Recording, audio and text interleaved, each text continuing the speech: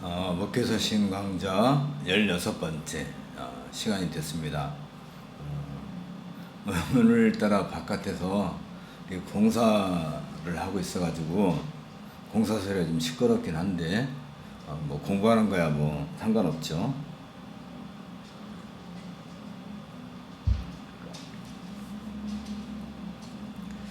자, 그러면 오늘은 이제 디도서 지난 시간에 우리가 디도서 서론을 했고 이제 오늘 디도서 본문으로 이렇게 들어가겠습니다. 우리가 이제 6월 11일까지니까 그때까지 디모데후서 진도가 충분히 나갈 것 같아요. 또 디도서의 내용의 상당 부분은 이미 우리가 디모데전서에서 많이 다루기도 한 것이지만 어쨌든 디모데 전서는 약간 물론 실제적인 내용을 많이 다루고 있지만 좀 더 이론적인 성격이 강하다 한다면 디도서는 상당히 구체적인 내용을 다루고 있다는 점에서 또 우리들에게는 매우 실제적인 삶의 현장을 여기서 엿볼 수 있으니까 이런 것을 감안해서 함께 공부해 나가면 좋겠습니다. 기도하고 시작하겠습니다. 주께서 오늘도 우리를 부르시고 또 말씀으로 우리의 영혼을 어루만지시며 우리 심령에 필요한 양식을 공급해 주시오니 감사하옵나이다. 오늘 우리가 디도서를 공부할 건데 우리의 마음속에 이러한 진리의 말씀을 잘 새겨서 우리가 어떻게 참된 하나님의 백성으로 살아갈 수 있는지 많은 것들을 생각할 수 있는 그런 은혜를 더하여 주옵소서. 예수님 이름으로 기도합나이다. 아멘. 이제 디모데 전서와 디도서 이건 뭐 거의 쌍둥이 내용상 쌍둥이라고 봐도 뭐 큰 문제는 없을 것 같아요. 아까도 얘기한 것처럼 디모데 전서가 좀 더 신학적인 그런 내용을 많이 다룬다 했지만 사실은 신학이라고 하는 그 자체가 이미 우리 삶의 현장이어야 돼요. 그러니까 많은 사람들이 신학은 그냥 뭐 목회자들이나 또 신학자들이나 이렇게 이런 사람들이 공부하는 걸 생각하는데 사실은 우리가 기독교인이 되었다. 다시 말하면 크리스찬이 되었다 하는 그 자체가 이미 신학적 작용이에요. 기독이라는 말은 우리가 기독론에서도 얘기하지만 예수 그리스도에 대한 것이 뭐 기독이죠. 기독은 예수 그리스도와 관련된 그 내용들을 다 다루고 있는 것이 이제 기독론이기도 하고, 그러니까 기독교인이 되었다 또는 기독인이 되었다 한다는 것은 크리스찬이 되었다는 것은 크라이스트 그리스도에다가 플러스 이건 사람이죠. 사람. 그러니까 크리스찬이라고 한다는 것은 그리스도를 닮은 사람이다 그런 말인데 이 그리스도라는 말 자체가 구약에서 말하는 메시아 기억나죠? 우리가 지난 시간 저지난 시간도 있지만 메시아는 다른 말이 아니죠. 기름 부음 받은 자 사람, 기름 부음을 받았다는 것이 메시아라는 의미를 하는데 주로 구약에서는 새 직분을 세울 때 기름을 부었죠. 우리가 알다시피 왕, 그 다음에 제사장, 그리고 선지자를 세울 때는 기름을 부었단 말이죠. 그러면 이 이것을 메시아의 삼중직이라고 하는데, 이 메시아 삼중직이 신약에 와서는 이게 좀 구분이 되죠. 우리 교회 시대에 와서는 이 왕 같은 그런 통치, 다스림, 주로 누가 한다고요? 기억해야 돼요. 장로. 제사장 역할은 이게 중보의 역할. 우리가 중보는 꼭 기도만 얘기하는데 그건 아니죠. 일상의 삶에 있어서 어려운 사람 돌보는 뭐 그런 것도 있어서, 집사의 직분, 선지자, 선지자는 목사의 직분. 그러니까 우리가 기독교인, 크리스찬이라고 하는 그 말 속에 이미 신학의 내용이 담겨 있고, 이 신학의 내용이 어떤 제도화되어서 나타나는 현상들, 이것은 구약에서 이렇게 얘기한다면 신약에서는 이렇게 얘기하고, 그래서 이 새 직분이 교회에 항상 있어야 한다 해서 늘 우리가 얘기하죠. 항존직은 어떤 장로나 집사나 목사가 한 번 되면 죽을 때까지 장로, 집사, 목사가 된다는 것이 아니라, 그들은 어느 정도 자기 역할을 하면 그 임무가 끝나게 되겠죠. 그러면 끝나면 또 다른 사람이 그 일을 맡게 되는 거지. 그러나 교회 안에는 항상 이 세 직분이 있어야 된다. 그래서 장로의 직분이 끝나면 누군가가 그 뒤를 이어야 된다. 그러면 우리가 지난 시간에 공부했지만 장로, 집사, 목사 이 세 직분은 누가 선출을 해요? 이 항존직은 누가 선출해요? 결국은 교회의 회원 같은 말이지. 그러면 우리가 크리스찬이 됐다는 것은, 크리스찬이라고 할 때 그리스도 사람이라는 말인데, 이게 교회로 바뀔 때는, 교회라고 할 때 항상 우리가 마음에 잊지 않아야 될 거, 교회라고 할 때는 늘 그리스도의 몸, 다시 말하면 그리스도의 몸으로서 교회를 생각을 해야 되는 거지. 무슨 간판이 걸려 있어서 샤롯스 교회, 그러니까 샤롯스 교회인가 보다, 그렇게 생각하면 안 돼요. 단지 그 그리스도의 몸인 교회가 어느 지역, 어느 한정된 시대에, 어느 지역에, 이게 쉽게 말하면 우리도 집안이 있잖아요. 집안. 예를 들어서 이제 내가 송씨니까 송씨 집안. 그럼 송씨 집안만 해도 대한민국이 얼마나 많아요. 또 해외에도 있고. 그런데 그 중에 이제 송경찬 집안 할 때는 이제 어느 주소가 있잖아요. 주소. 그래서 주소는 집의 위치, 거주하는 위치를 얘기하지만, 사실은 집 할 때는 집을 구성하고 있는 식구들로 이게 이야기 듣는 말이에요. 그래서 집안, 또는 이제 좀 더 다른 말로 말하면 가문, 이런 식으로 얘기하는 거잖아요. 그러니까 교회는 이런 가문인 거야. 교회는. 그러니까 거기에는 늘 회원이 있는 것이죠. 그리고 이 회원 중에서 항존직으로서의 장로, 집사, 목사를 선출하는 것이기 때문에, 우리 크리스찬은 언제가 될지 모르지만, 물론 지금도 물론 그렇게 된 사람도 있긴 하겠지만, 늘 이 회중은 늘 장로와 집사와 목사가 되기 위한 준비를 하고 있어야 되는 거지. 누구든지, 누가 됐든지 간에. 어린 아이부터 시작해서 언젠가는 이 교회의 직분을 맡아서 교회를 위해서 봉사하는 그런 마음의 자세를 갖고 있어야 정상인 것이죠. 그러니까 크리스찬, 그러면 내가 기독교인이야. 그러면 나는 어느 교회 다녀.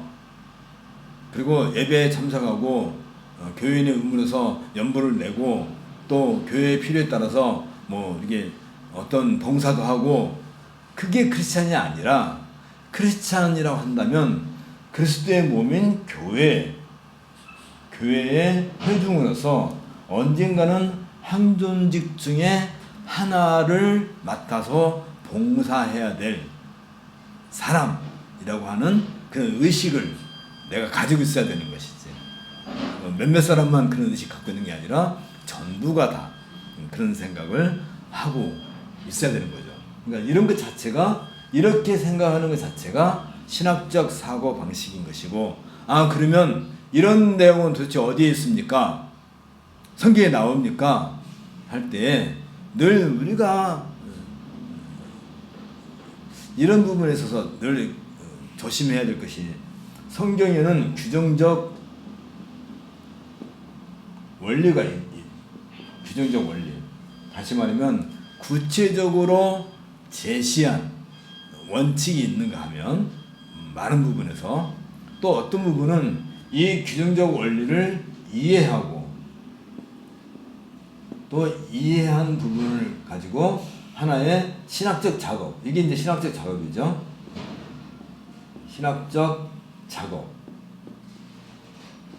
통해서 무엇인가를 선출해내는 것이 있는데, 그게 바로 교리란 말이에요. 교리 또는 이제 교의 같은 말이죠. 교의. 그래서 이 교리와 교의를 이제 어디에다가 담아두냐면, 이건 어디서 나와요? 당연히 성경에서 나옵니다. 성경을 통해서 나오면 이 교리를 잘 이렇게 담아놓은 그릇이 있는데, 그게 우리가 말하는 신앙고백서죠. 신앙고백서, 그 다음에 요리문답, 그 다음에 예배모범, 그 다음에 권징조례. 그러니까 되게 어려워 보이는데, 권징조례는 쉽게 말하면 질서, 교회의 질서를 이렇게. 그러니까 신앙고백서는 신앙의 기본에 대한 내용들을 설명했다면, 그 내용을 좀 더 이제 우리는 서요리문답 또 대요리문답 두 개로 나누죠. 우리 장로교에서는. 그러면 자녀들을 가르치기 위한, 그러니까 신앙고백서에 근거한 내용을 자녀들에게 가르치기 위한 것이 서요리문답. 그 다음에 이제 우리 청장년 이상이 늘 외워야 될 것이 이제 대요리문답. 그리고 이런 정신을 담아서 예배 모범, 우리가 하나님께 어떻게 예배해야 될 것인가 할 때 규정적 원리를 좀 더 면밀하게 여기에 적용하는 것이고, 그리고 이 예배를 진행해 나가기 위해서 예배가 무질서하게 가면 안 되니까 그걸 질서 있게 진행하기 위해서 권징조례, 다시 말하면 the order of church, 교회의 질서, 이걸 규정하는데 이 교회의 질서에 이런 내용들이 담겨 있는 거란 말이죠. 그러니까 어떤 것 하나 목회서신에서만 꼭 이런 얘기할 게 아니라, 우리가 뭐 창세기를 읽든지 뭐 시편을 읽든지 거기에서도 이런 눈에 보이지는 않지만 이런 내용들이 그 안에 다 담겨 있는 거예요. 그게 씨앗의 형태로, 구약에서는 일종의 씨앗의 형태로, 또는 어떤 면에서는 이제 줄기도 나오게 되고, 또 거기에서도 잎이 나오고, 또 꽃도 피고, 또 열매도 나오고. 그래서 구약 안에서도 열매도 나오는 것도 있지만, 이런 내용들이 아주 좀 더 구체화되고 풍성하게 드러나는 것이 이제 신학이죠. 그래서 이런 것들이 신학에 와서 장로, 집사, 목사 이런 직분을 만드는 것은 결국은 이런 모든 역사적인 과정, 신학적인 연구, 또 이해, 이런 과정들을 다 거치면서 이루어진 것이지, 그냥 하늘에서 뭐가 툭 떨어지듯이 만드는 게 아니란 말이죠. 그래서 이제 특히 이제 그 여호와 증인들 같은 사람들은 이렇게 사람들 찾아와가지고, 교인들 찾아와가지고 어느 교회 다니냐고 그 목사님이 누구냐고, 그 아무개 목사님이라고. 그런데 성경에 그런 목사라고 하는 게 나오냐고 묻는 거예요. 그러면 여태까지 당연하게 생각했는데 성경에 목사라는 말이 나오냐? 안 나오죠, 당연히. 그러면 이제 순간 혼동을 해요. 그러면서 이제 또 묻죠. 당신이 믿는 하나님은 누구냐고. 하나님이라고. 그 여호와 하나님 말하냐고. 그런 것 같다고. 이제 벌써 이제 쫄리기 시작하는 거죠. 그러면 하나님은 몇 분이냐고. 하나님이야 당연히 한 분이시다고. 그런데 왜 너네는 삼일체 해가지고 하나님을 세 분이라고 하느냐고.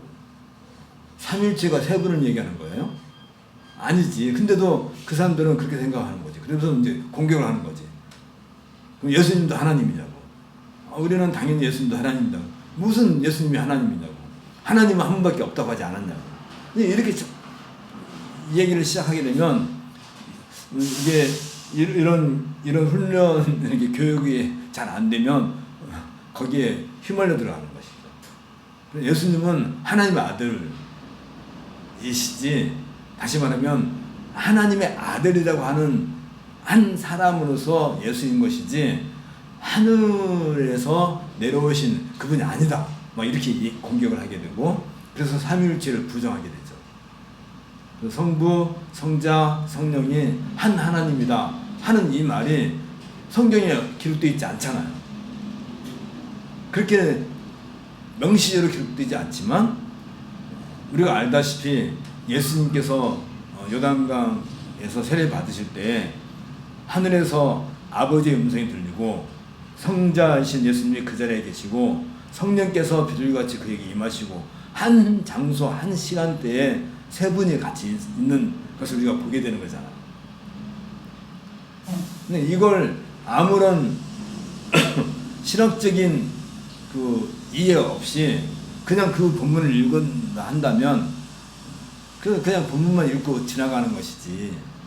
그러니까 목사, 장로, 집사 이런 얘기도 이런 신학적인 결과로서 나온 것이란 말이죠.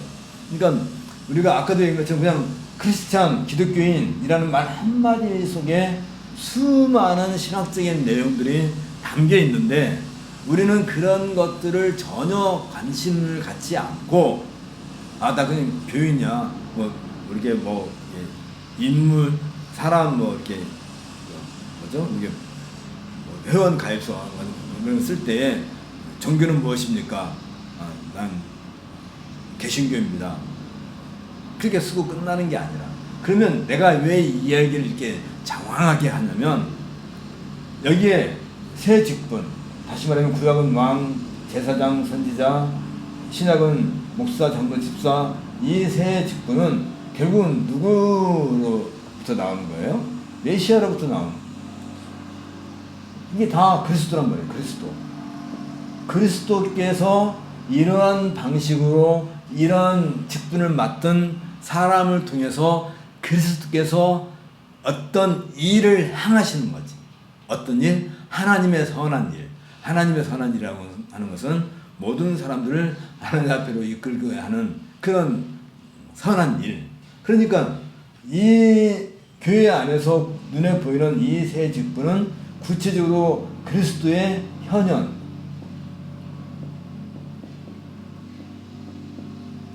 그리스도의 현현이지만 이게 사실 어디서 나왔다고요? 이 세 직분이 결국은 교회 회중에서 나타난다면 결국은 교회 회중 자체가 이게 그리스도의 몸이니까 누구를 늘 반영해요?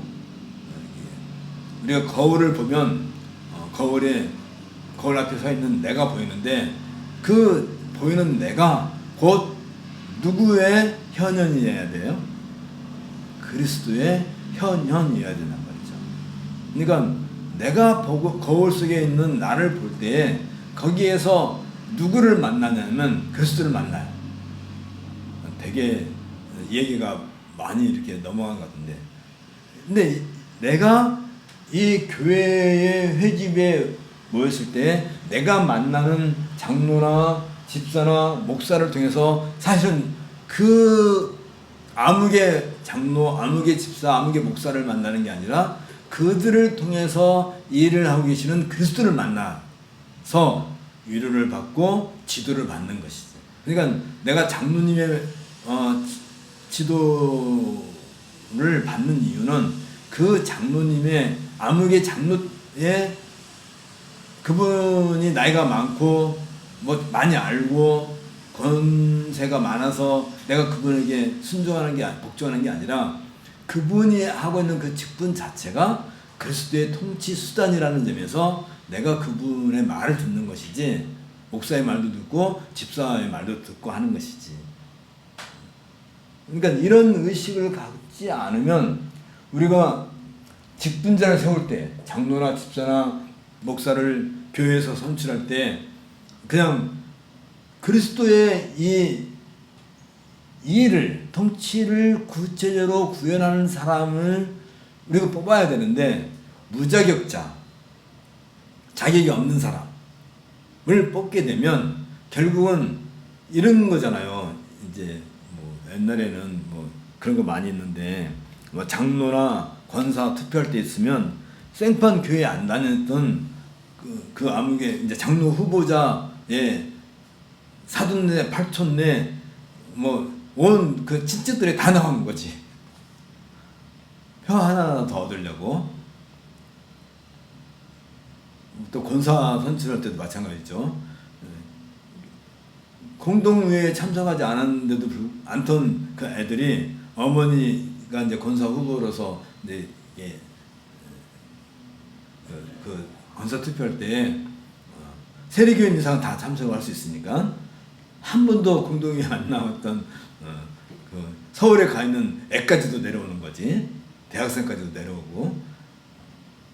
뭐 내려와서 함께 예배하는 것은 참 좋은 일이지만 투표하기 위해서 내려오고 투표 끝나자마자 나가고, 이런, 그러니까 이게 진짜 큰 문제예요. 목사 선출하는 것도 마찬가지죠.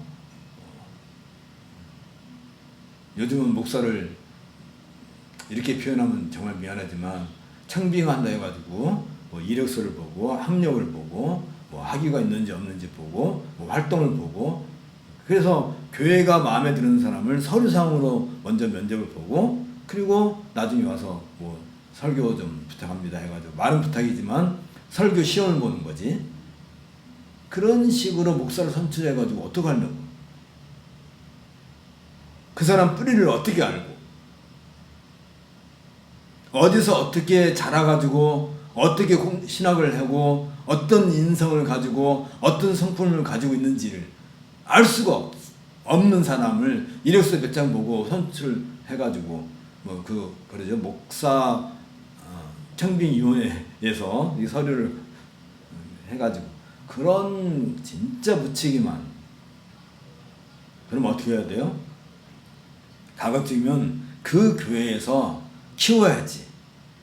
어렸을 때부터 싹수를 보고 키워서 그 교회에서 장로도 세우는데 목사를 못 세우는 이유가 뭐가 있어요? 집사도 세우고 목사도 세워야 되는 것이지. 그쵸? 근데 이런 생각을 못하는 이유가 어디 있냐면, 물론 이제 디모데 전서에서도 우리가 그 내용이 나오긴 하지만 디도서에 아주 구체적으로 나와 있는 거예요. 그러니까 목사가 될 사람이나 또 일반 회중들조차도 평생 디도서 한 번을 제대로 안 읽고 그냥 읽어도 글자만 읽고 지나가는 것이지, 왜 이래야 되는지, 왜 교회에서는 이런 식으로 지도자를 선출해야 되는지, 이런 의식을 전혀 갖고 있지 않으니까 엉뚱한 일들이 교회에 자꾸 쌓이게 되고, 그 엉뚱한 일의 결과가 마침내 무슨 일을 가져와요? 교회를 분란시키고 신학적으로 교회를 오염시키고 무너뜨리는 그런 결과를 초래하게 되는 거예요. 책임 누구한테 있어요? 다 우리한테 있는 거지. 우리 모두에게 그 책임이 있는 것이지. 목사가 안 가르쳐서 몰랐어요. 아니요. 그렇게 말하면 절대 안 돼요. 목사가 몰라서 안 가르치는 게 아니라 목사에게 도대체 장로는 뭐고 집사는 뭐고 목사는 또 뭔지 가르쳐달라. 모르면 공부해서라도 가르쳐라 라고 요구를 해야지. 아니 어떻게 우리 같은 일반 성도들이 감히 목사님에게 그런 말을 하냐고. 아니죠. 아니죠. 그리스도의 몸이잖아. 그리스도의 몸으로서 각각의 그 역할은 있다 할지라도 모든 책임은 예를 들어서 우리 몸을 놓고 본다면 눈이 뭐 하나를 잘못 봐서 사고가 났다 합시다.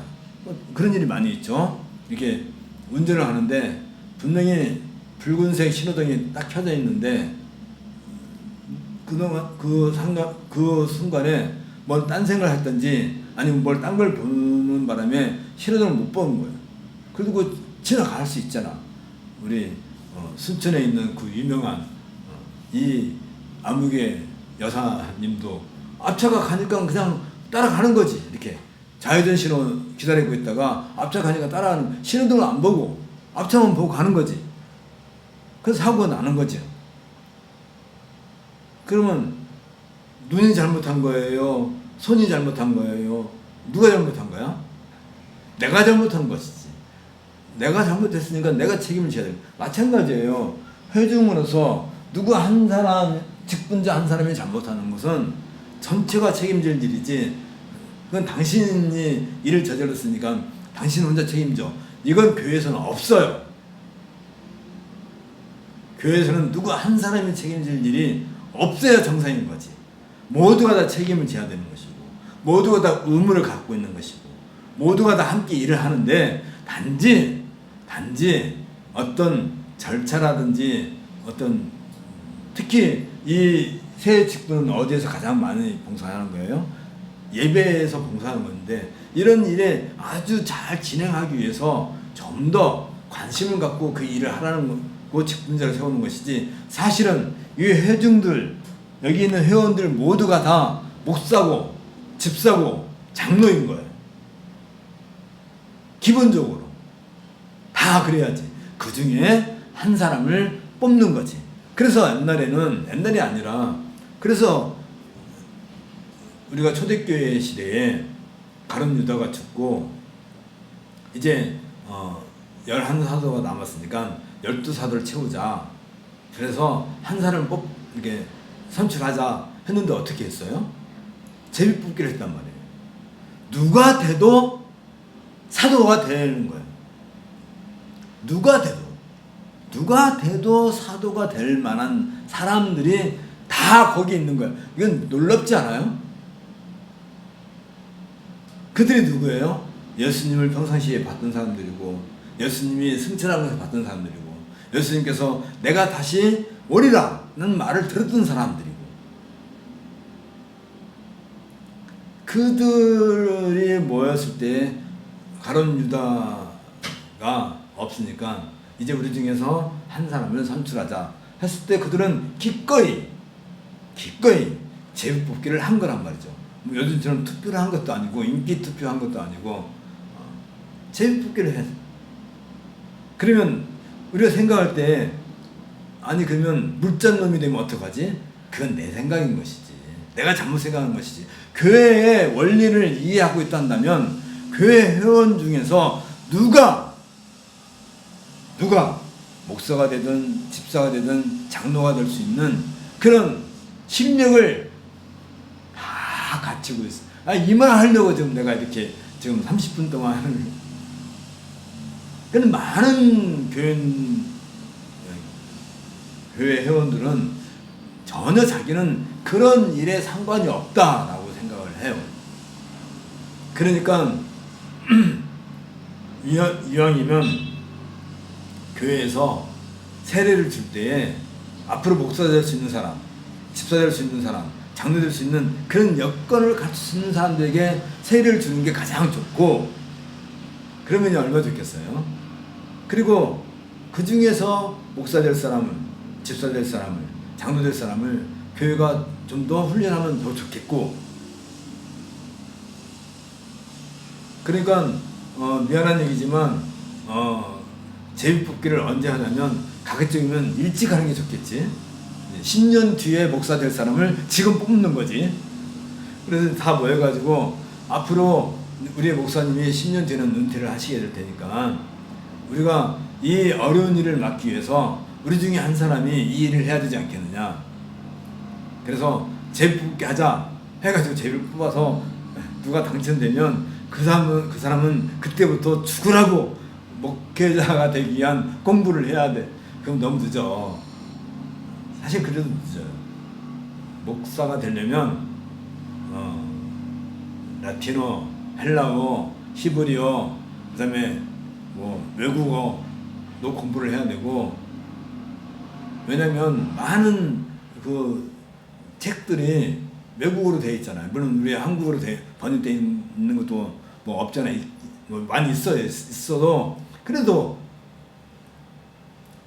가급적이면 그런 걸 원서를 사서 공부해야 되니까 그런 사람들에게 교회가 책도 사주고 너 공부하는데 필요한 게 뭐야 해가지고 책도 막 사주고 해서 목사를 교회가 키워야지. 좀 많이 투자를 해서, 그래서 나중에 그 사람이 이제 10년 뒤에 목사님이 은퇴하시면 그 자리를 이어받아야 되는 거지. 딴 데서 돈 주고 사오지 말고, 목사를 돈 주고 사오는 게 이게 프로야구에서 하는 것이잖아요. 프로야구라든지 프로배구라든지 프로농구라든지 이런 데서는 운동 잘하고 뭐 시합 잘하는 사람을 비싼 돈 들고, 특히 프로축구 같은 경우는 뭐 몇백억짜리도 있잖아요. 그럼 목사를 그렇게 생각하면 안 되는 거지. 그러다가 마음에 안 들면 쫓아내고, 그런 법이 어딨어요. 자, 오늘 요 부분을 이제 우리가 이제 공부할 거예요. 이게 이제 디도서에서 굉장히 중요하게 다루는 내용. 우리 127페이지.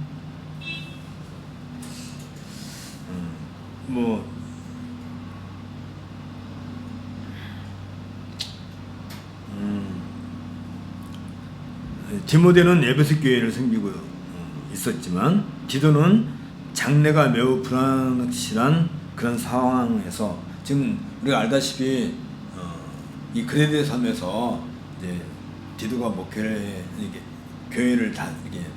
사도인 바울의 명을 받아서 교회를 다스리라 하는, 그러니까 여러 교회가 있는데 거기에 직분자가 필요하니까 장로를 세워라 할 때, 이때 이 장로는 그 당시만 하더라도 목사와 장로를 겸직하고 있는 것이죠. 그 당시만 하더라도.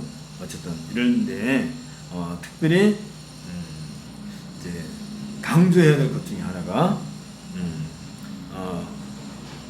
그 가운데 이제 장로 후보자들 중에는 회심하지 않은 자녀를 두었거나 또 거칠고 불순종한 자녀들도 있을 정도였다 한단 말이죠. 다른 사람들 생각할 때는 이분이 장로가 되면 좋겠다라고 많은 회원들이 그렇게 생각하고 있는데, 그들 자녀들 중에 굉장히 거칠고 또 심지어는 전혀 이렇게 회심도 하지 않은 그런 자녀가 있다 한다면 그런 사람이 장로가 된다 생각해 봐봐요. 요즘은 그런 일이 하도 비일비재하니까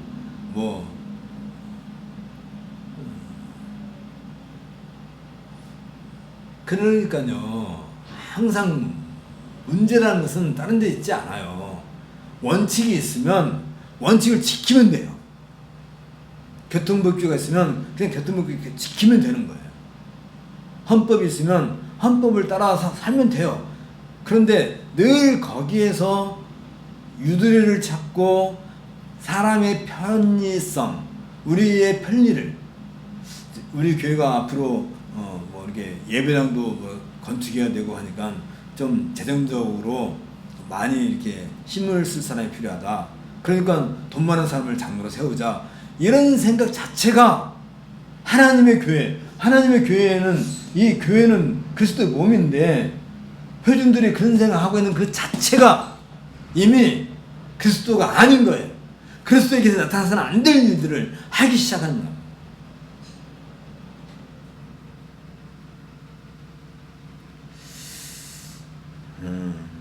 자, 127페이지 1.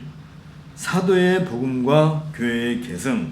특별히 이 직분자들, 장로나 집사나 목사는 다른 게 아니라 이런 사도들의 가르침을 이어받아서 교회가 이 가르침을 잘 보존하기 위한 그런 의무, 그런 일을 행하기 위해서, 그리고 그것을 교회의 예배 시간에, 다른 데서 그게 나타나질 않죠. 이렇게 교회가 다 흩어져 있는데 거기에서 뭐 이렇게 어떤 교회 특성이 안 나타나는데, 어떤 교회가 예를 들면 샤르스 교회가 있다 한다면 샤르스 교회 하면 언제 샤르스 교회가 그래도 눈에 보여요?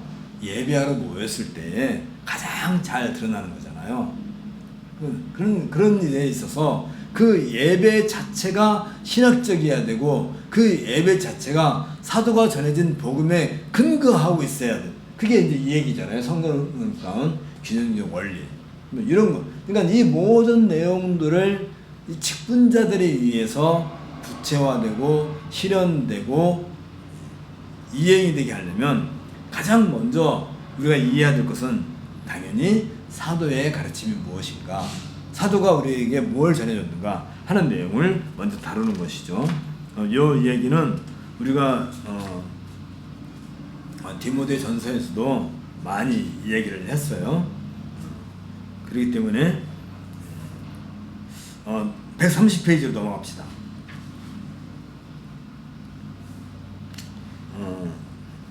130페이지. 특히 타락한 그레데라는 사회에서 성도들이 경건을 추구하기는 쉽지 않다 라고 여기 써놨는데, 다른 게 아니라 그 사도들이 전해준 복음에 의해서 살아가는 삶의 방식을 한마디로 말하면 이게 경건이죠. 경건. 그러니까 지금까지 이야기하는 이 모든 내용들을 포함하고 있는 것이 경건이에요.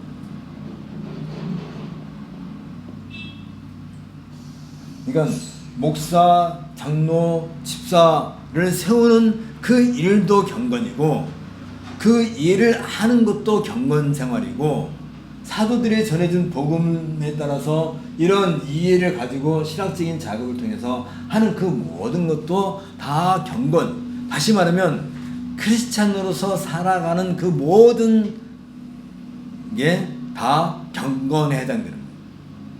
근데 그렇게 살려다 보니까 특히 이 그리다라고 하는 것은 아프리카, 아시아, 유럽 각지에서 사람들이 모인 곳이고, 그러니까 온갖 인종들이 섞여 살다 보니까 여기에는 정말 어중이 떠중이 별 사람들이 다 많고 살기가 참 각박한 곳이고, 여기에서 돈을 벌면 다 유럽 살기 좋은 곳으로 다 이사를 간다든지 뭐 그런 동네다 보니까 여기에서 성도들이 이런 기독교인으로서 신학을 가지고 살아가는 일이라고 하는 것이 참 쉽지 않아요.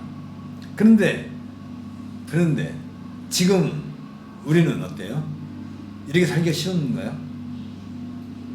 이 세상은 어느 시대나 그때나 천년 전이나 지금이나 크리스찬으로서 산다는 것은 결코 쉬운 일이 아니에요. 만만한 일이 아니에요.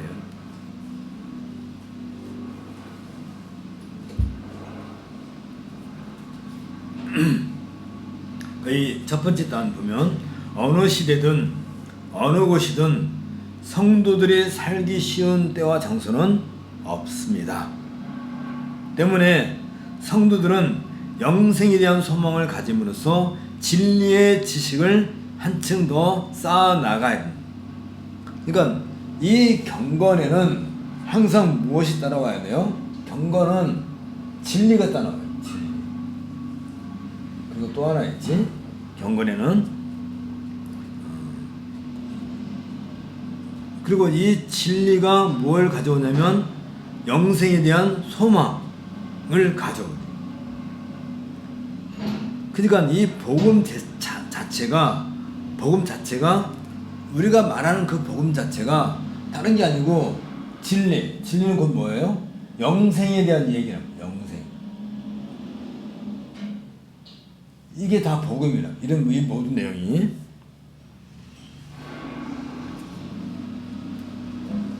그래서 이 경건에는 늘 이 진리를 바탕으로 해가지고 이 진리로부터 소망, 어떤 소망이요? 영생에 대한 소망이 나오게 되는 거고, 이 영생에 대한 소망은 여기에 이 영생은 거짓이 없으신 하나님이 영원한 때부터 약속한 것인데, 자기 때에 자기의 말씀을 전도로 나타내셨다. 다시 말하면 하나님께서 정하신 때에 전도라고 하는 방식으로 이 내용이 다시 말하면 복음이지. 이 내용을 드러내셨다라고 얘기한다는 점에 있어서 여기 디도서 1장 3절이죠. 자기 때에 자기의 말씀을 전도로 나타내셨으니 이 전도는 우리 구주 하나님의 명대로 내게 맡기신 것이라. 이건 굉장히 설명이 많이 필요한 것이지만 이 내용은 디모데 전서에서도 우리가 다뤘기 때문에, 그래서 디도는 이런 일을 위해서 지금 사명을 받은 것이고, 그래서 이런, 다시 말하면 이 경건의 생활은 어디서 나와요? 진리의 복음에서 나온단 말이지. 진리의 복음은 거짓말을 하지 않으신 하나님. 왜 지금 여기에 이 바울이 이런 일을 하냐면, 그레스 사람들이 거짓말을 워낙 잘해요. 이상하게 외지 사람들이 많이 모이는 곳은 거짓말이 참 그런데요, 우리나라 사람들이 특히 거짓말을 잘해요. 이건 우리나라 사람만이 그런 게 아니라 어떤 그 지형적 요건이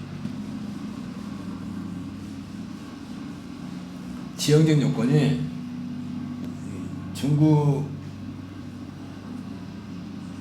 여기 나라가 이제 한반도가 이렇게 있잖아요.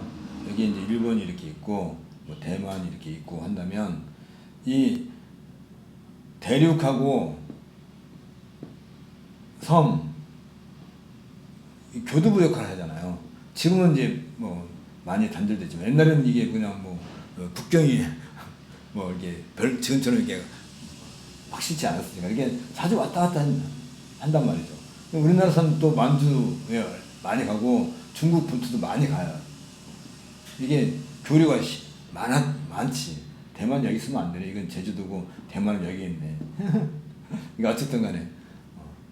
그러다 보니까 사람들이 왔다 갔다 이렇게 자주 왕래하는 이 반도 국가의 성격이 좀 거짓말을 잘해요. 그리고 이제 아까도 얘기한 것처럼 이게 지중해, 이태리가 있고 지중해가 있고 이게 아프리카가 있고 여기가 아시아고 여기에 그리드라 한다면, 그리드는 이 이태리를 통해서 또 이쪽 아프리카, 아시아, 이게 해상으로 많이 왕래하는 것이니까 이태리 사람들도 우리 반도 국가죠. 이태리도. 그러니까 이태리 사람들도 그 참 그 말솜씨가 얼마나 좋은지 그냥 금방 친해져. 이 반도 사람들의 특성이야. 외국에 나가서 이태리 사람들 만나면 되게 반갑게 막 처음 듣는 사람, 아이 브라더 만나가지고 너 어디 가니 뭐 하니 너 밥 먹었니? 우리가 식당 가서 밥 먹을까? 그 따라서 밥 먹으면 독박 쓰는 거지. 계산을 내가 다 해야 되니까. 그런 것처럼 그런 게 있어요. 자관. 뭐 우리나라 사람을 폄하하려고 하는 게 아니고, 대신에 또 이 섬은 또 어떤 게 있어요? 섬은 이 왕따 문화가 다 섬에서 나온 거예요. 이지메. 일본 사람들이 이지메라고 그러죠. 왕따. 섬이라고 하는 같이 쓰다 보니까 섬 안에 있는 사람들이 서로 멀리 가봤자 섬 아니잖아요. 그러니까 그 안에서 어떤 누군가가 샘플이 되면 그냥 무조건 그 사람을 이렇게 지지고 볶고 하는 것이지.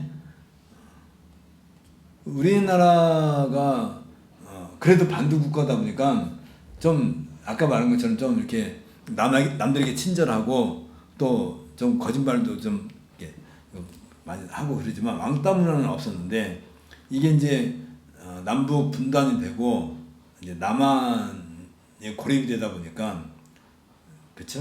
뭐 우리나라에도 이제 그런 왕따 같은 것이 문화가 생기기도 하고 원래 이런 거 반도 국가에서는 없었던 건데 이게 우리나라도 일종의 이제 38선 이렇게 휴전선으로 가다 보니까 이제 그런 게 왕따 문화 같은 것이.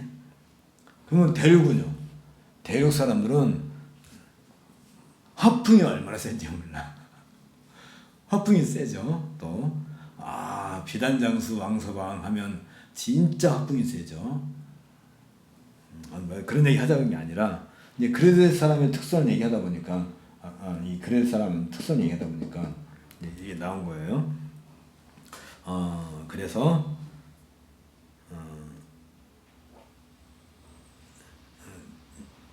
이제 이런 것은 그 시대뿐만 아니라 지금 우리나라도 마찬가지고 전 세계 어디가 마찬가지고 기독교인으로 산다는 그 자체가 어떻게 보면 늘 세상과 대척점에 있어야 되고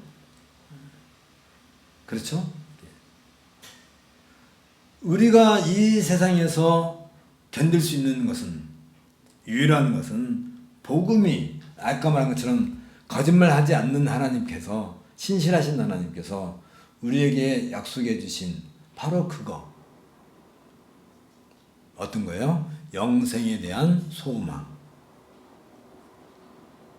여러분 영생이라고 하면 믿어져요?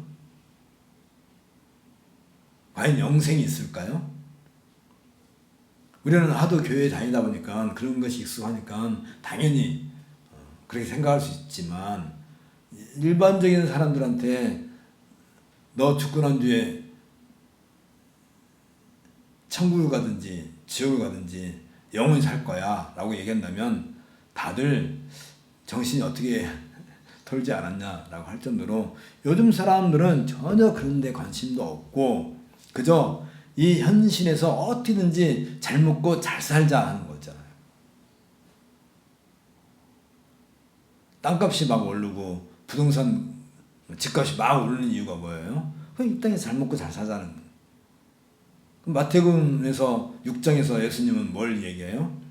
무엇을 먹든지 무엇을 마시든지 무엇을 입든지 그런 거 염려하지 마라. 그건 세상 사람들이 하는 것이다. 너희는 먼저 그의 나라와 그의 의를 구하라. 그의 나라와 그의 의가 뭐예요? 하나님의 의. 바로 이 복음에 대한 내용이지. 진리의 말씀. 우리는 그 진리의 말씀이 하나님께서 자기의 때를 따라서 사도를 통해서 또 지금은 교회의 그 직분자인 목사의 설교를 통해서 하나님께서 친히 말씀하시는 거죠. 이 말도 우리는 무지무지하게 허투루 들어. 여기 디도서 1장 3절에 자기 때에 자기의 말씀을 전도로 나타내셨으니 그러니까 지금도 하나님을 말씀을 하시는 것이지. 태초에 세상을 창조하실 때에 빛이 있으라 하심에 빛이 있었더라. 하나님 보시기에 좋았더라. 그때 말씀하시는 그 하나님이 지금도 말씀을 하세요. 구약 시대에는 선지자나 제사장이나 왕직을 통해서, 사도 시대는 사도를 통해서, 교회 시대는 교회의 직분자를 통해서. 내가 교회의 직분자가 아니면 나는 교회 회원이 아닌가요?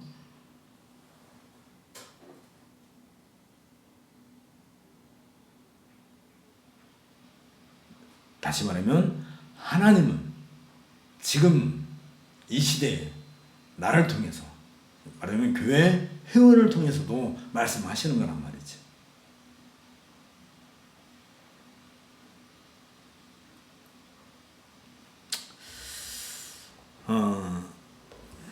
우리 131페이지 넘어갑시다. 교회 지도자로서 장로의 자격에서 제일 먼저 에서 다루고 있는 것이 디도서 1장 6절 한 아내의 남편이며 방탕하다 하는 비방이나 불순종하는 일이 없는 믿는 자녀를 둔 자라야 할지니라. 한 아내의 남편이고, 남들이 생각할 때 저 사람은 진짜 깡패라고 하면 요즘은 이해가 안 됐지. 적폭 같은 사람이고, 그리고 저 사람은 사람도 아니야, 인간도 아니야 라고 그런 말을 다른 사람들에게 듣는다 한다면 그건 교회 지도자로 세울 수가 없는 거지. 또 불순종하는 일이 없는 믿는 자녀를 두어야 돼. 자녀를 두어야 돼. 자녀가 적어도 복음에 대해서 충분히 이해하고 복음 앞에서 부모를 순종할 수 있는 그런 자녀를 두어야 되는 거지. 요즘에 이 신학교에서 공부를 하고 마치고 나면 보통 이제 20대 후반, 30대 초반, 옛날에는 이제 결혼을 좀 빨리 한 편인데 요즘은 결혼이 늦다 보니까 신학교 다 졸업하고 강사고시를 다 봤는데 아직도 결혼을 안 해가지고, 그 문제는 또 뭐냐면 이 사람이 자녀를 키워본 적이 없잖아요. 아직 결혼도 안 했으니까. 그래서 목사 안수 주는 연령을 좀 늦춰야 될 것 같아요. 여기 있는 것처럼 가급적이면 결혼을 하고 자녀를 키우고 자녀를 이 복음 안에서 잘 가르치는지를 보고, 물론 그 목사 후보생으로서 훈련은 교회가 충분히 계속 아까 얘기한 것처럼 학비도 대주고 책도 사주고 뭐 생활비도 주고 해도 목사로 세우는 일은 좀 늦춰도 되지 않겠나. 자녀를 어떻게 키우는지를 좀 봐야 돼. 그 자녀가 과연 복음 안에서 잘 자라고 있는지를 온 교인들이 보고, 저 정도면 나도 맡길 수 있겠다. 저분의 가르침에 나도 순종할 수 있겠다. 내 자녀를 그래도 맡길 수 있겠다. 나는 그런 확신이 들고 난 뒤에 목사로 세워야 되지 않겠나 싶어요. 장로를 세울 때도 마찬가지고. 장로 세울 때도 그냥 투표해갖고 뭐 장로 세우는 게 아니라 가정생활 잘하고 사회 평판, 그 사람이 직장을 갖고 있든지 아니면 뭐 공무원이든지 아니면 뭐 교사든지 뭐 의사든지 주변 사람들의 평판도 들어보고, 참 저분은 인격적으로 참 믿을만하고 신뢰도 있고 많은 사람들이 칭찬을 받는가 확인도 해보고, 그리고 무엇보다 중요한 게 뭐라고요? 자녀를 그렇게 키우는가 제대로. 이게 이 디도서 1장 6절에 있는 이 말 한마디에 이미 교회가 무엇인지 너무 명확하게 나타난단 말이죠. 교회가 가시적으로 드러나는 가장 확실한 것은 다른 게 아니잖아요. 이 항존직들을 통해서 그들이 봉사하고 있는 예배에서 교회의 가장 완전한 표가 나타난다고 했잖아요. 우리가 지난번에 얘기했잖아요. 교회의 표지가 뭐예요? 말씀 선포와 성례, 권징, 이걸 교회의 표지로 하는데, 이게 예배 시간에 가장 잘 드러나는 것뿐만 아니라 말씀이 과연 이런 복음의 내용을 충분히 해명하고 있어야 되고, 거기에 근거해서 장로들이 성찬에 참여할 사람과 참여하지 않을 사람, 그리고 세례를 줄 사람과 주지 않을 사람을 잘 판단해야 되는 것이고, 또 집사들이 이런 교회의 질서를 유지시켜 나가기 위해서, 교회 체제를 유지시켜 나가기 위해서 많은 봉사를 하는 그런 것이 교회는 한다면, 거기에 우리 모두가 다 회원이라 한다면,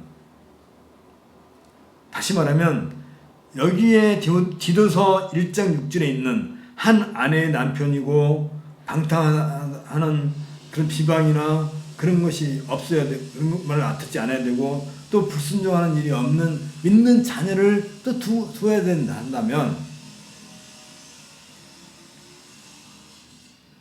이런 분들이 직분을 맡아야 되고, 또 이 직분은 어디서 나와야 된다고요? 바로 그 회중에서 나와야 되니까, 이 회중들 중에 누가 그 직분을 맡아도 해야 될 상황, 그만큼 그 실력을 갖추기 위해서 모든 회중이 기본적으로 이 정도는 해야 되는 거예요. 그러니까 한 교회는 지역교회로서 한 장소, 한 시간대에 있는 교회는, 거기에 있는 회원들은 누구나 다 일해야 되는 것이지. 누구나 다. 이게 가능할까요? 그러니까 이런 사람들이 모여 있는 것이 교회고, 그렇다 한다면 세상 사람들이 이런 교회를 볼 때 어떻게 볼까요?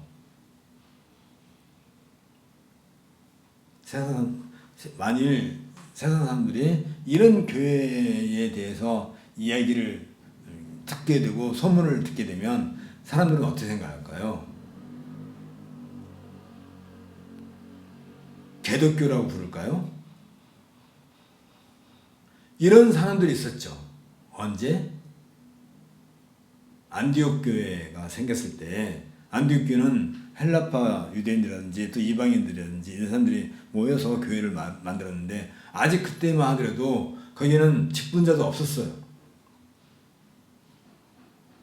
그냥 회중에 모였는데, 그들이 얼마나 사람들한테 칭찬을 받았는지 남들이 볼 때, 저 사람들이 누구야?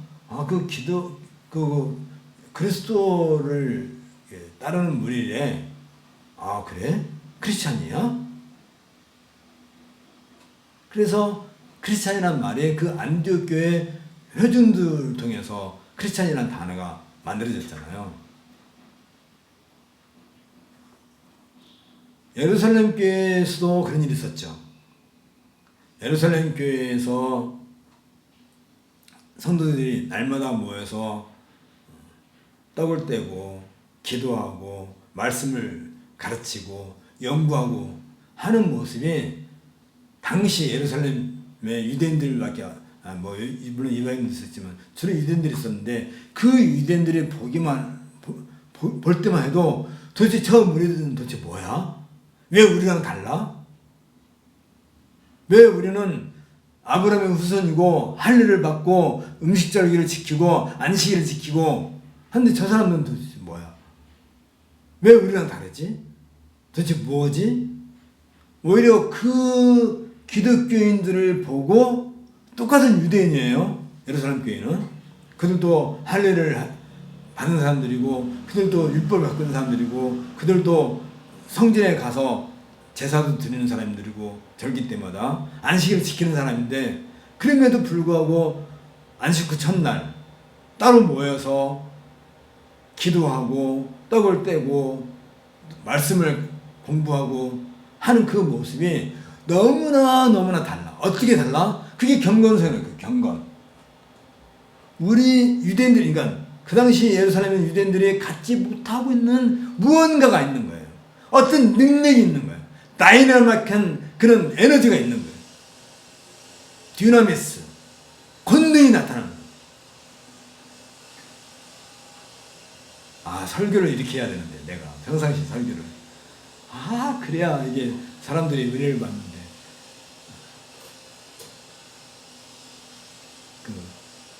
얼마나 그들의 삶이 철저한지. 유대인들은 철저하잖아요. 얼마나 철저하냐면, 그 밭에 난 그 허브 하나, 그 소출 하나 했을 때도 11줄 뗄 정도로 철저한 사람들인데, 이들보다 더 철저하면서도 유대인들이 갖지 못하고 있는 엄청난 에너지가 이 사람들에게 있었어요. 교인들에게 있었어요. 얼마나 대단한지. 그래서 그들은 아주 기쁜 마음으로 자신의 재산을 팔아가지고 사도들 앞에 내놓고 우리가 이걸로 함께 정말 더 열심히 우리에게 말씀을 가르쳐 주십시오 해가지고 경건이 무엇인지, 경건의 삶을 함께 정말 그 합수 훈련하듯이, 요즘은 합수 훈련을 얼마큼 열심히 하는지, 특히 그 다단계에서는 엄청나게 열심히 우리 기독교인들이 전에 그랬단 말이죠. 우리 믿음의 선조들이. 그들이 너무나 그 당시에 뭐 일곱 집사님들이 아주 활동을 많이 했고, 근데 그 중에 한 부부 아나니아와 삽비라가 살짝 딴 생각을 했다고 그냥 영혼이 몸에서 떠나가는 일이 생기는 거잖아요. 그런 일들이 있을 정도요. 얼마나 그게 크리스찬인 것이고 그게 교회인 것이고 그런 면에 있어서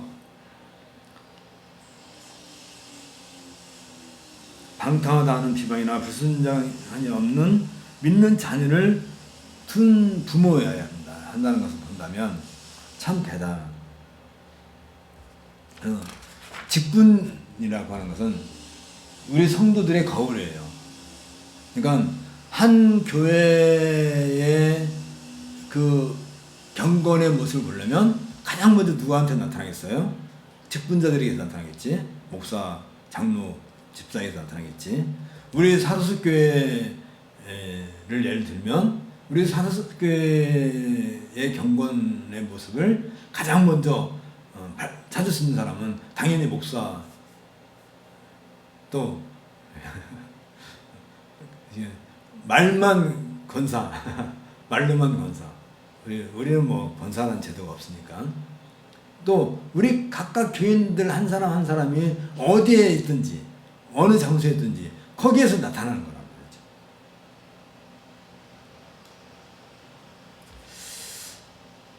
그 다음에 132페이지. 그러니까 우리 직분을 얘기했지만 이 직분은 우리 모든 성들도 똑같아요. 디도스 1장 6절에 있는 그것은, 그 자격은 장로에게만 선택된 것이 아니라, 해당되는 게 아니라, 집사, 목사에게 해당되는 게 아니라 우리 모든 성들도 당연히 그래야 되는 것을 얘기하는 거예요. 그 다음에 두 번째, 첫 번째는 책자필진이 없애야 된다는 것이고, 두 번째는 청지기로서의 장로의 직분. 특히 이 청지기라는 말을 사용할 때 여기 바울은 감독이라는 말로 표현을 해요. 감독이라고 하는 말로 oversee, 이게 감독을 한다고 할 때 특히 거기에 청지기라고 하는 그런, 청지기라고 말할 때 우리는 보통 보통 교회에서도 청지기 직분 뭐 이런 얘기 많이 하고 무슨 뭐 청지기 헌신 예배 이거 많이 하고 그러는데, 사실 이 청지기의 가장 모범이 되어야, 교회에서 가장 모범이 되어야 할 사람은 바로 목사예요. 목사. 그러니까 사람들한테는 책망을 받지 않아야 되고, 두 번째는 청지기, 하나님으로부터 맡은 일을 감당하는 종의 의식을 갖는. 그건 목사만 그래요? 장로만 그래요? 집사만 그래요? 아니면 교인들은 다 그런 거지. 우리 교인 하나하나가 청지기 아닌 사람이 없어요. 그 청지기 중에 대표를 하나 뽑으려 한다면 그냥 목사를 그냥 내놓는 거지. 그러니까 목사는 어디 가나 두드러 맞는 거야. 그냥 제일 불쌍해. 특히 이제 청지기라는 말은, 우리는 주로 청지기를 이게 국간을 지키는 사람으로 생각하는데, 지금 바울이 말하는 청지기는 그런 게 아니라 사도로부터 받은 이 복음, 진리의 말씀을 보존하고 계승함에 있어서 특히 이 교회를 위협하는 세력들로부터 교회를 지키는 일, 이게 청지기 직분의 가장 중요한 의미예요. 그래서 그런 복음을 방해하고 복음에 도전하는 사람들을 상대로 이 복음을 변론하고 또 그들의 공격을 막아내는 일을 누가 해요? 물론 우리 성도들이 다 하지만 성도들이 다 같이 해야 되죠. 아까 같이 요가증인이 와가지고 목사는 태도가 있었느냐, 뭐 삼일체가 성경에 있느냐 이런 말 할 때 그냥 쩔쩔맬 게 아니라 당연히 당당하게 다 해야 되지만 특별히 이런 교리적인 아까 우리 얘기했죠. 교리적인 교회적인 이런 일에 있어서 좀 더 전문적으로 이 일을 하기 위한 그 직분으로서의 청지기 의식, 하나님께서 맡겨준 일이라는 의미에서 청지기라는 말을 사용하는 거예요. 근데 우리는 그걸 다 빼버리고 주로 이제 교회 청지기 하면 교회 집사님들을 주로 가르치고 재정을 담당하는 뭐 그런 일을 자꾸 청지기라고 하는데 아니, 그건 청지기라고 하는 어떤 그 직분 중에 아주 작은 한 부분이고 정말 청지기로서 교회의 청지기로서 해야 될 일은 뭐냐면 이런 신학적인 훈련을 충분히 받아서 교리를 아주 뭐 몸 자체가 내 몸 자체가 교리해야 돼. 그래서 어떤 복음에 대한 도전이 오더라도 그걸 다 막아내고 그들을 오히려 설득하고 감화시키고 변화시켜서 그들로 하여금 하나님을 인정하고 받아들이고 그런 일을 하는 게 청지기예요. 우리는 왜 청지기를 갖다 자꾸 그렇게 곡간지기로만 생각하는지. 물론 예수님께서 청지기 비유 말씀하신 내용도 있긴 하지만 지금 바울 사도가 여기서 말하는 이 청지기는 그런 의미란 말이지. 그래서 그 다음에 5절과 9절 또 10절 16절 여기에서 주로 다루고 있는 게 뭐냐면 바로 이 감독, 청지기로서 그들이 상대해야 될 적의 정체가 무엇인지, 그게 이제 말하자면 거짓 교사라고 하는 것이죠. 10절에 나오는 것처럼 거짓 교사들은 복음에 복종치 않아. 그리고 헛된 말을 하고 속이는 것으로 규정합니다. 바울은 규정, 속이는 일을 한단 말이죠. 뭘로 속이겠어요? 사기치는 사람들이 내가 누굴 속여 먹으려고 그러는데 내가 누굴 속인다 합시다. 그러면 칼 들고 총 들고 막 찔러 죽을 듯이 내 말 들어 해가지고 사기를 치나요? 속여 먹나요? 속이는 사람은요 사기꾼일수록 일단 잘생겨야 돼. 인상이 좋아야 돼. 그리고 좀 풍채도 좀 있고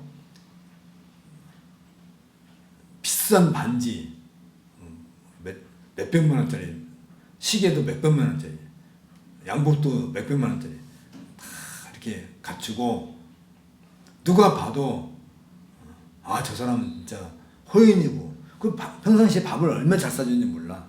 밥 잘 사주고. 그러면서 속여 먹는 거지. 사기치는 사람이 이렇게 남루하게 찾아와가지고 안 해요. 그러니까 이 거짓 복음을 전하는 사람들의 특성이 뭐냐? 그 사람들은 바로 자기를 엄청 잘 갖고 엄청 교회에서 그런 사람이 있다면 진짜 교회 상처를 많이 받죠. 그러니까 교회는 여러분들이 교회에 모일 때는 가급적이면 좀 더 소박하고 단정하게, 이 말이 참 어렵긴 해. 소박하고 단정하게. 네. 교회 올 때 제발 그 2천만 원짜리 목걸이 같은 거 하고 오지 마요. 그거 보고 있는 목사가 탐난단 말이야. 하는 소리고요. 2천만 원짜리 목걸이 탁 반짝반짝하고 와 있어 봐봐요. 그 설교 시간에 그 얼마나 눈에 보여요. 반짝반짝거리고 신경 쓰이잖아요. 그런 거 하지 말고 장로님도 교회 오실 때 그냥 좀 그냥 아담한 시계 차고 오면 얼마나 좋아요. 왜 이따만한 시계 차고 와가지고 말이야.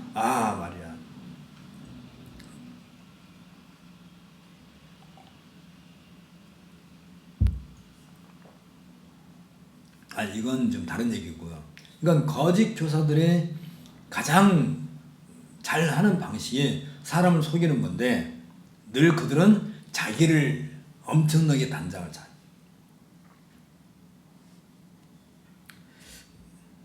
그리고 열매 없는 말을 터뜨리는 이런 것들은 결국은 악한 일들로 늘 경건 생활. 경건 생활이 뭐라고 그랬어요? 내가 기도 열심히 하고 금식 기도하고 새벽 기도 전하고 또 그게 경건 생활이 아니에요. 지금까지 우리가 이야기한 이 모든 것을 아는 것, 말하면 진리의 말씀을 아는 것, 하늘에 대한 소망을 가지고 있는 것, 그래서 인내할 수 있는 것, 이런 것들이 경건이란 말이에요. 그런데 이 거짓 교사들은 그런 것을 못하게 자꾸 그래서 그건 복음을 대적하는 일이다 그 말이죠. 그런 뜻에서 여기 133페이지 제일 아래 단에 보면 거짓 교사들, 다시 말하면 거짓 가르침의 특성은 선한 행실이 그 속에서 발견되지 않는 것이고, 그러니까 선한 행실이라고 하는 것은 늘 선한 교훈, 다시 말하면 이 경건을 늘 가지고, 경건이라는 것은 선한 열매예요. 어디서 나온다고요? 진리의 말씀에서 나온단 말이에요. 그러니까 선한 가르침은 늘 선한 행실을 가져오는데 이 거짓 가르침은 절대 그런 것이 보이지 않는 거예요. 그들이 주로 가르치고 주장하는 게 뭐냐면 교리적으로 주장하는 거예요. 지금은 예수님이 하나님이냐 목사란 제도가 있느냐 이런 말로 따지겠지만 그 당시에는 주로 이 거짓 교사들이 다뤘던 내용이 뭐냐면 여기 할례를 강조해요. 너 할례 받았어? 부터 따지는 거지. 할례 안 받았는데 할례 받지 않으면 넌 천국 못 가. 너는 하나님 백성이 아니야. 이런 식으로 하나님의 기회를 받지 못해. 이런 식으로요. 그래서 할례를 받. 그 할례는 대표적인 거죠. 할례, 그 다음에 음식법, 절기, 안식일 지키는 거, 그 다음에 11조 되는 거, 이런 걸 강조하는 거예요.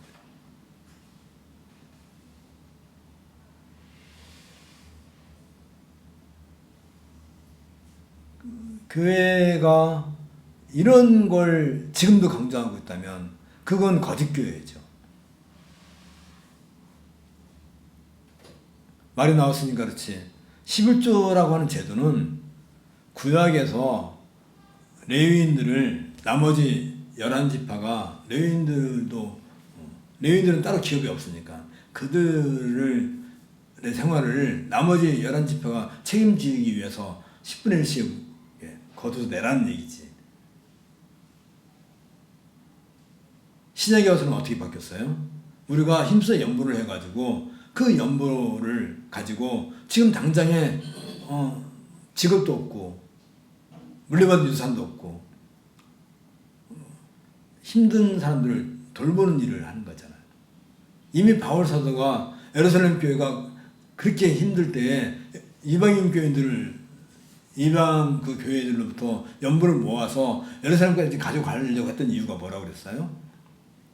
그걸 하나님께서 왕으로 이 세상을 통치하신다는 하나의 상징적인 사건으로 이해를 했단 말이죠.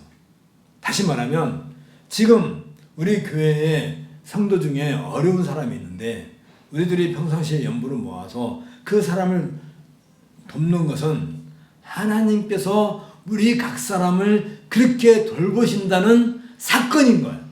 그게 내가 하나님으로부터 어떤 은혜를 받았는지 뭘로 증거를 해요?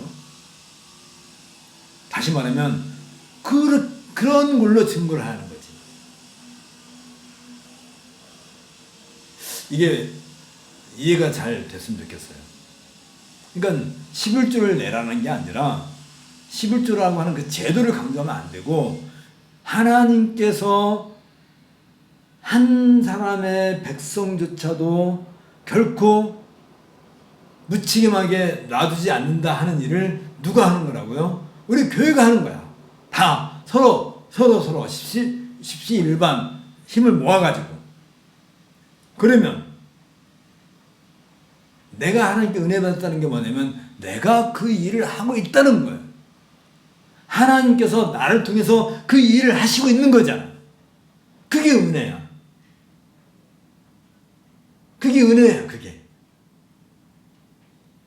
내가 기도하다가 막 기도하는 그 환상 가운데서 뭐 이상한 소리가 들리고 뭐 무슨 뭐 빛이 왔다 갔다 하고 무슨 그 뭐죠, 뭐 어떤 황홀경 같은 것이 느껴져가지고 몸이 막 떨리고 막 등짝에 뭐 뱀이 지나가듯이 막 싹 뭐가 번개가 지나가고 내가 왜 이런 말 하겠어요? 나도 옛날에 해봐서 아는 거지. 나도 옛날에 해봤지. 안 해봤겠어요. 무등산 기도원에 가면 그 돌밭이 굉장히 넓은 돌밭, 이따만한 바위들로 된 그 돌밭, 거기 가면 적당한 그 돌에 앉아갖고 무릎 꿇고 밤에 가서 기도하고, 나도 이래봐도 불 받은 사람이에요. 성령의 불을 받는 사람. 그런 것이 은혜가 아니라, 그런 것이 은혜가 아니라 우리 회중들이 주일마다 하나님께 나와서 예배할 수 있다는 것은 이건 엄청난 은혜예요. 그러기 위해서 하나님은 전쟁도 막아주시고, 그걸 위해서 하나님 우리에게 지금 뭐 코로나 팬데믹 때문에 많은 사람들이 힘들어하는데도 불구하고 이런 어려운 상황 가운데서도 우리를 지켜주시는 거잖아요. 그리고 어쨌든 간에 경제활동 할 수 있게 만들어주고, 그리고 우리가 힘써 내가 연보를 하고, 그리고 우리 가운데 그런 어려움이 있으면 기꺼이 거기에 동참하고, 그게 하나님의 일이고. 그래서 그런 일을 통해서 우리는 뭘 소망하는 거예요? 하늘의 소망, 하나님의 기업을 받는 소망을. 그냥 막연하게 그건 내 믿음이야, 그걸로 따지지 말고, 너 구원 받았어? 맨날 며칠이나 구원 받았어? 이딴 걸로 은혜 받고 뭐 이딴 걸로 뭐 하지 말고, 그건 교회가 아니에요. 그런 걸 따지지 않아요, 교회는.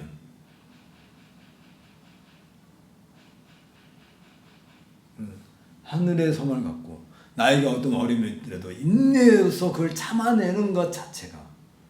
그런데 이런 경험을, 이런 훈련을 평상시 이 교회 삶을 통해서 하지 않는다 한다면, 결정적인 순간 되면 다 도망가는 거예요.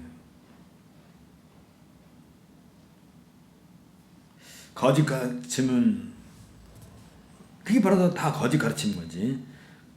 그들은 주로 의식적인 율법을 지키는데 형식적으로 지키는 거.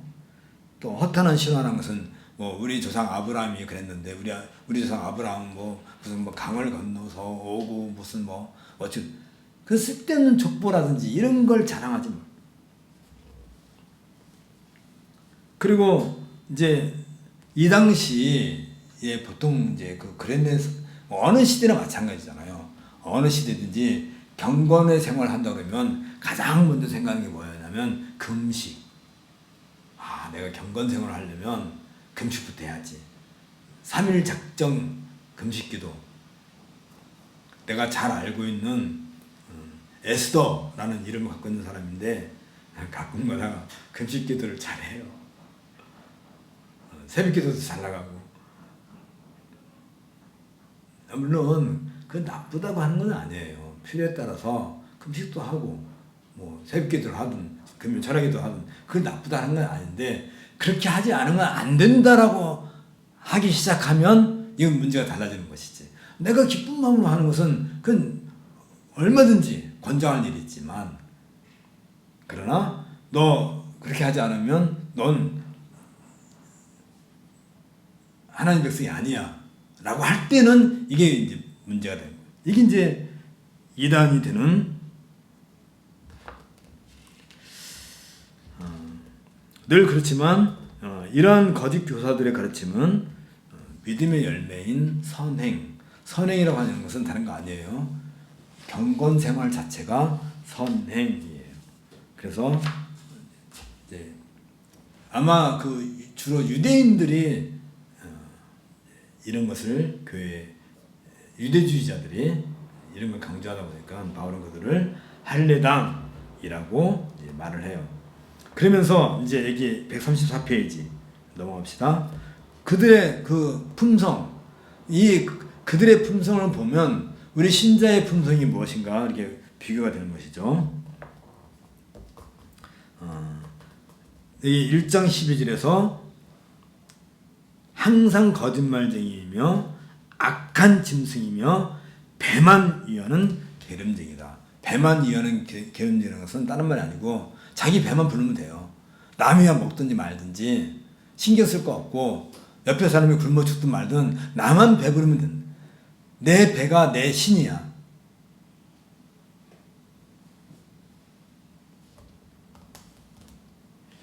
그렇게 해서 바울은 더티 비스트, 악한 짐승, 더러운 짐승이라고 그래요. 왜냐하면 거짓말하지 않으시는 하나님께서 자기 때에 자기의 말씀을 우리들 직분자를 통해서 또는 성도를 통해서 말씀하시는 것을 이들은 그것을 반박하고 그것을 대적하기 때문에 아주 악한 짐승이라고 그래요. 짐승이라고 할 때 우리 머릿속에 딱 떠오르는 것은 무엇이에요? 하와를 간교하게 꼬드겼던 그 악한 짐승, 그 뱀을 그 뱀같이 지혜로운 뱀이 그렇게 사람들을 꼬드기는 그런 걸로 그 특성을 나타낼 수 있다고 볼 수 있고요. 그 다음에 세 번째 135페이지 그들의 가장 큰 특성, 그 거짓 가르침의 특성. 그러니까 아까 처음에는 거짓 교사들의 정체를 얘기했고 두 번째는 그 거짓 교사들의 그 품성, 악한 짐승이라고 자기 배만 채우는 거.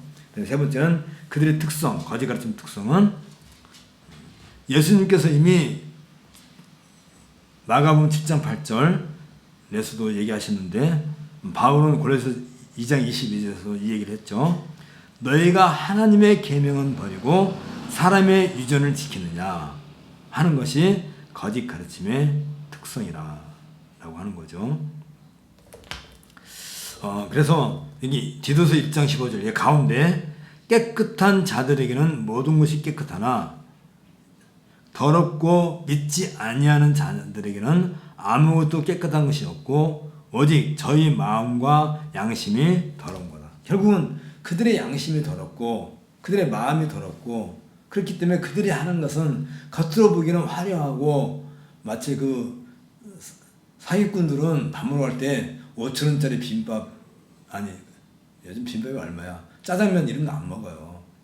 사기꾼들은 꼭 어디로 가요? 호텔로 가. 비싼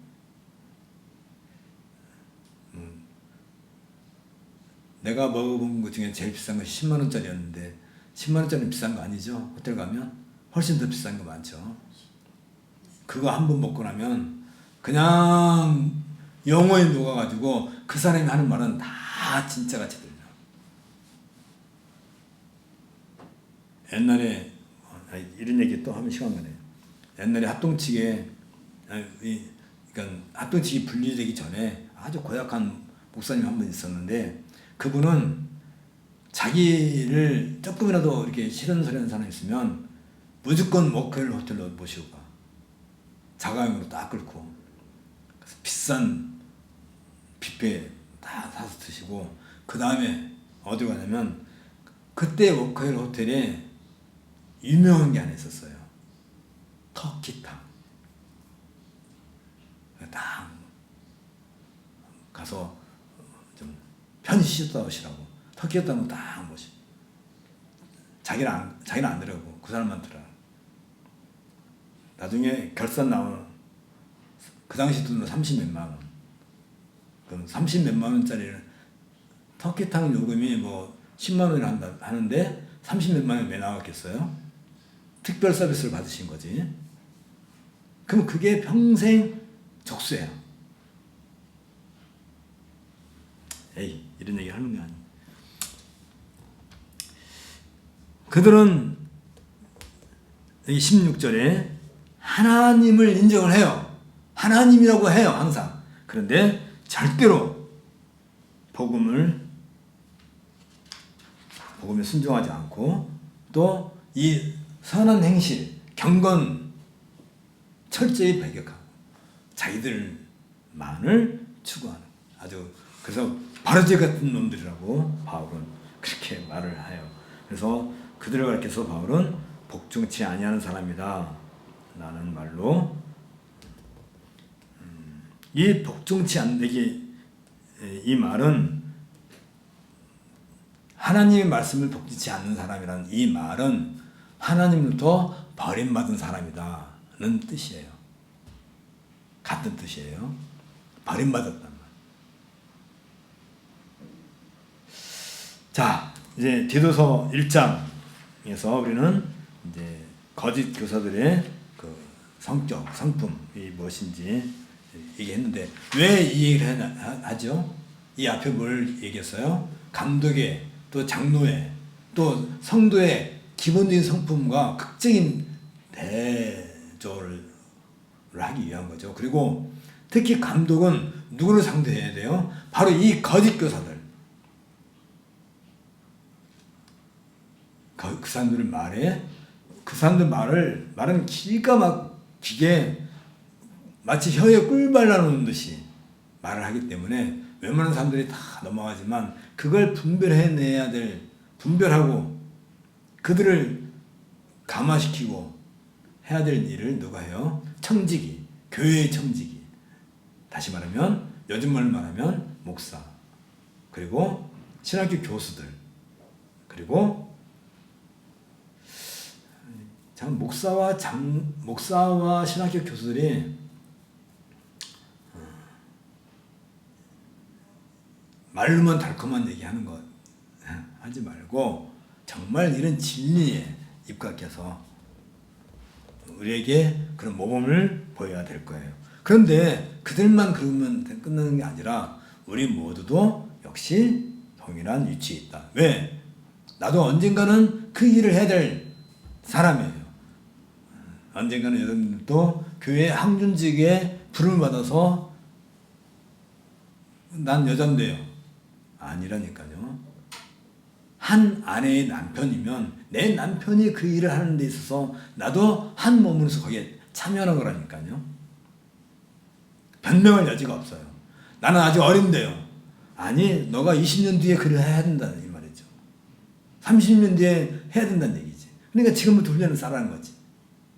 우리는 절대 디도서 1장 6절에 있는 것처럼 이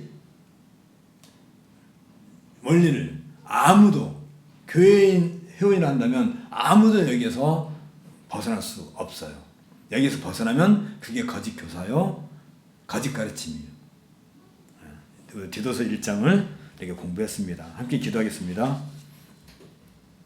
하나님, 오늘 우리가 참된 교회의 표지에 근거해서 말씀을 선포하는 자와 그 말씀을 가지고 교회를 다스리는 자와 그 말씀을 통하여서 봉사하는 또 연부를 다스리는 그런 일을 하는 그 직분자들의 그 그 의미와 정신들을 통해서 우리가 참된 복음을 지킨다는 것이 무엇이고 이것이 경건의 삶으로서 어떻게 드러나야 하는 것인가를 점검해 보았습니다.